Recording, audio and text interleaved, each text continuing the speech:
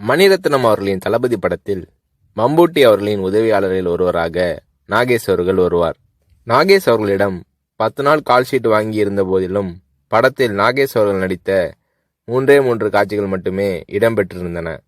பிறகு ஒரு நாள் ரஜினி அவர்களை நாகேஷ் சந்தித்த போது, மணிரத்னம் என் கால்ஷீட்டை வீணாக்கிவிட்டார், இன்னும் சில காட்சிகளில் என்னை பயன்படுத்தியிருக்கலாம் என்று நாகேஷ் அவர்கள் தன்னுடைய ஆதங்கத்தை வெளிப்படுத்திய போது, ரஜினி அவர்கள் பதில் ஏதும் சொல்லாமல் புன்னகை புரிந்தார். அவ்வளவுதான்.